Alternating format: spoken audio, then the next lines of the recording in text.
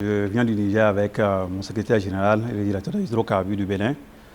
Nous avons pris part donc à la session du comité inter-État du pilotage du projet Pipeline, ensemble avec nos homologues du Niger et la société WAPCO.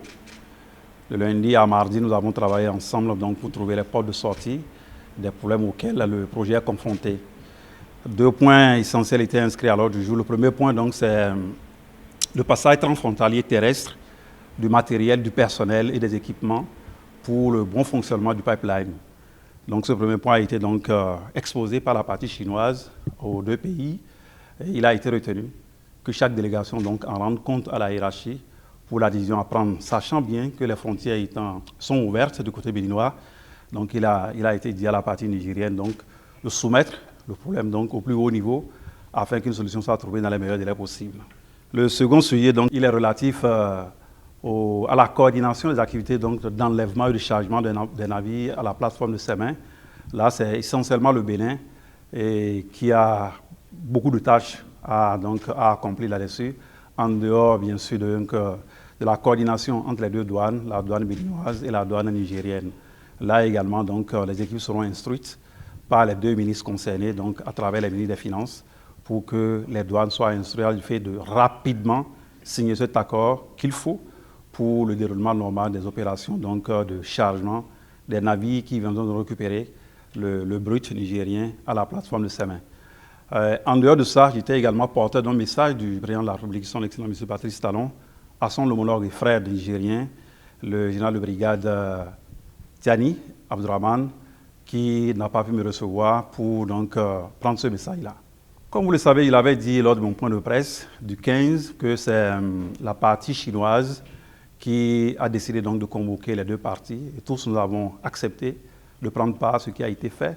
On a échangé, nous avons été accueillis à l'aéroport par mon homologue et accompagnés également par la même personne. Ce n'est pas à moi d'apprécier, c'est au chef de l'État d'apprécier. Je lui rendrai compte donc de ce qui a été fait. Je lui dirai également tout ce que nous avons pu faire, mon homologue et les Chinois ensemble à Niamey, par rapport donc à l'avancement et à l'exploitation normale donc, du projet Pipeline. Vous savez, le Bénin va continuer de jouer son rôle dans les relations bilatérales entre le Niger et le Bénin, mais aussi dans les obligations qui sont les nôtres par rapport donc, au projet de Pipeline Niger-Bénin.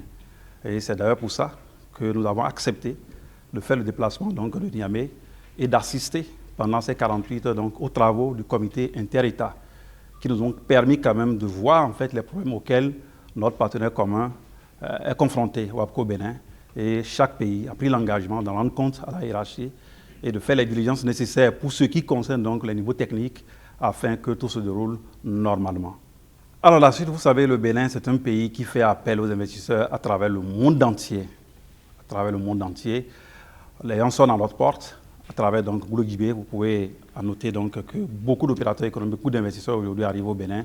Il faut donner le bon signal, il faut donner le bon exemple pour toute l'Afrique, qu'on peut avoir confiance en notre continent pour investir comme cela se doit, mieux que par le passé.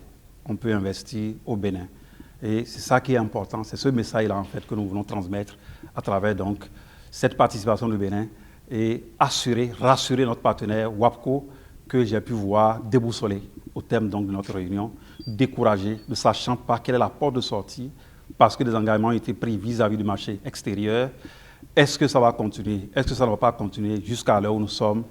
Ils ne savent pas. Donc je rendrai compte donc à qui de droit qui donc verra ce qu'il faut faire pour réellement jouer notre partition du côté du Bénin, afin que l'image qu'on a reflétée jusqu'ici vis-à-vis des partenaires, qu'on appelle les investisseurs étrangers, qu'on puisse donc renforcer cette image-là à travers donc le Bénin et pour toute l'Afrique, parce que l'Afrique est perçue comme ce continent-là à risque. Il ne faudrait pas qu'on continue donc de refléter cette image. Nous travaillons aujourd'hui pour nos enfants, pour nos arrière-petits-fils, pour créer des emplois, parce que l'État, en lui seul, ne peut pas.